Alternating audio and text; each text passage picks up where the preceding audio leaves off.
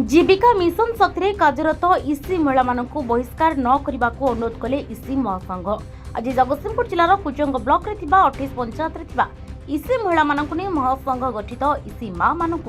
बहिष्कार न करने लिखित आकार में बीडीओ और बीपीएम पाखे सूचना मुताबक इसी महासंघर 11 जणिया महिला कमिटी बीडीओ और बीपीएम पाखे ए विषय जणाई आलोचना कले।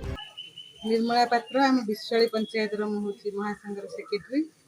आम आज आसलु आम कुजंग ब्लॉक आम प्रेसिडेंट सेक्रेटरी आम जो ब्लॉक माध्यम लीडर अच्छा से सहित 11 जणिया कमिटी आम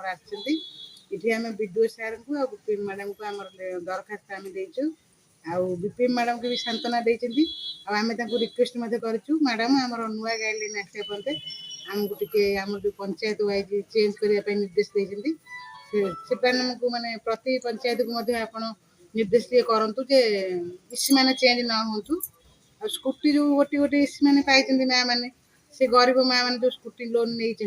से सुझी पारना माने दरमा नहीं सुझंती किंतु एबे बाहर कर दिया बदल दिया से मैंने कले पुणी केमी सुझे से आखिर लुह भी आम कि देखलु माँ मैंने कांदुंट बाबद जे आमको पूर्वतन सरकार देते आमको सब देदेले कि नुआ सरकार आसला चेंज करने आमको गाइडलाइन किसी आसनी कि चेंज करने आमको निर्देश आस तेणु आम आमर बीपीएम मैडम आ बीडीओ सार को रिक्वेस्ट करें एबे भी रिक्वेस्ट करुचु ये न्यूज माध्यम जे आमर नवेदनटा या से आमर जो इसी मान को चेंज कर बाबद टे गाइडलाइन पर्यंत अपेक्षा कले नुआ गाइडलाइन आसा पर्यंत आम मैंने चिरप सुधांशु मालिनी नायक आमर जो इसी महासंघ अच्छी कुजंग ब्लॉक 28टा पंचायत मुझे ब्लॉक लेवल प्रेसिडेंट आउ स्टेट लेवल राज्य कमिटी मेंबर अच्छी डिस्ट्रिक्ट लेवल मेंबर अच्छी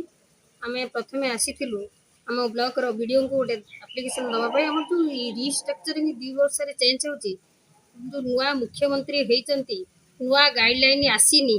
से रिक्वेस्ट करने वीडियो सार को गोटे दरखास्त देलु प्लस बीपीएम मैडम को गोटे दरखास्त देलु से आम दरखास्त को बहुत शांति श्रृंखला सह ग्रहण करी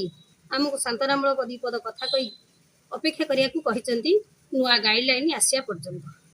महासंघ कहवा कथा राज्य में नुआ सरकार नुआ नियम आसवा पर्यंत इसी मां मानक बहिष्कार न करने संघ अनुरोध कर।